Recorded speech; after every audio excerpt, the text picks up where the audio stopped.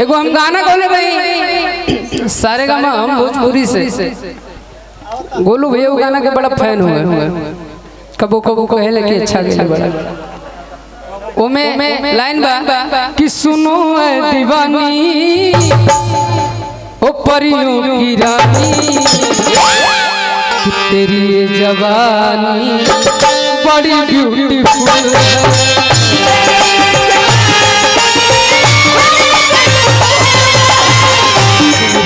जवानी बड़ी ब्यूटीफुल चले तो लेकिन भैया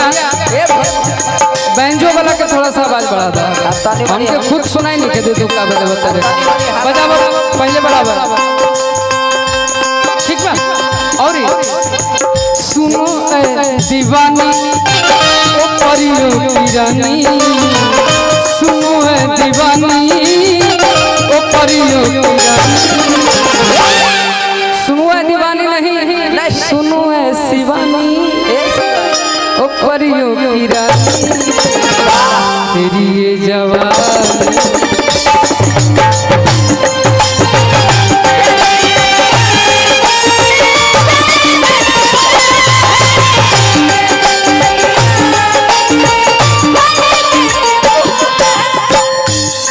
तेरी ये जवानी बड़ी ब्यूटीफुल है तेरी ये जवानी तेरी ये जवानी तेरी ये जवानी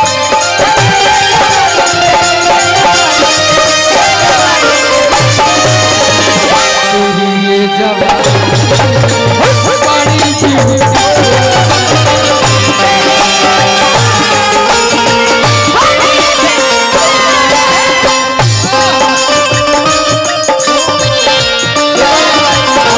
ब्यूटीफुल जवानी बड़ी ब्यूटीफुल है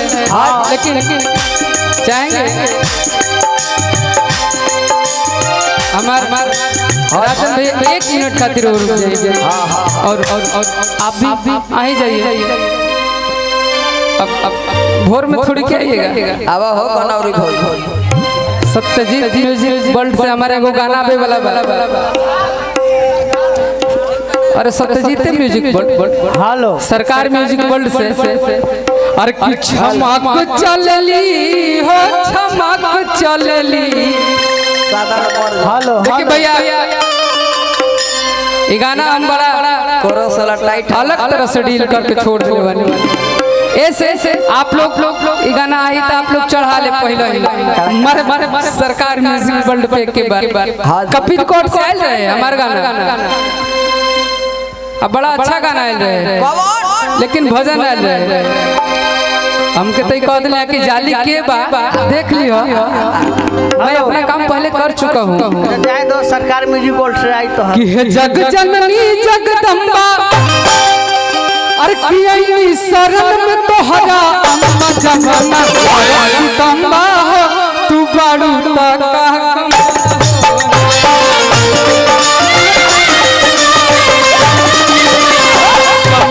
करन सितंबा हो तू बाड़ू ता कंबा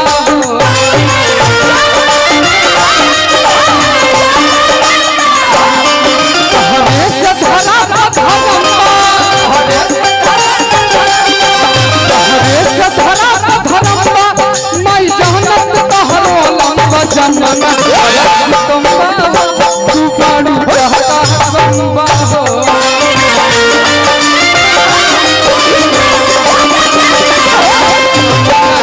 जगदम्बा तू बड़ो जगदम्बा हो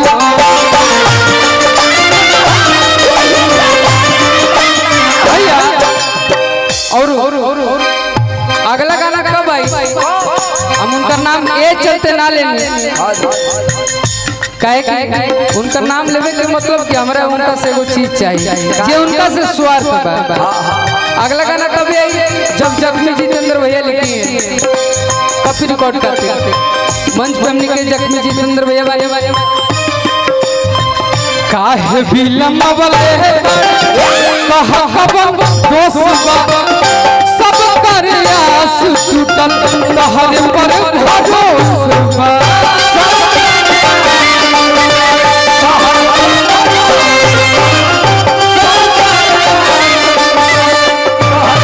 जब गाया माई हरदम्बा जब गाया माई हरदम्बा तब कबरा बात बिलंब जमना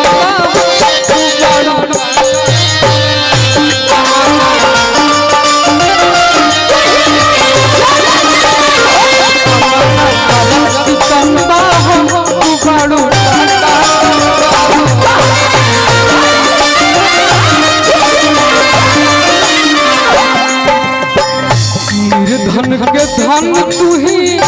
हम महतारी आयल महान बड़े सदरो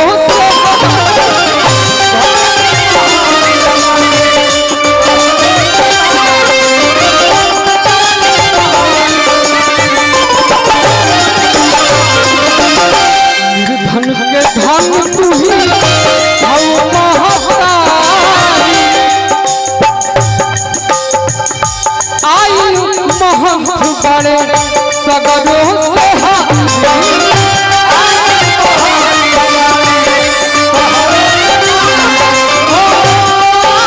बड़े सगरों से हारी जब गाया माई हरदम्बा जब गाया माई हरदम्बा के बम बम का जन्म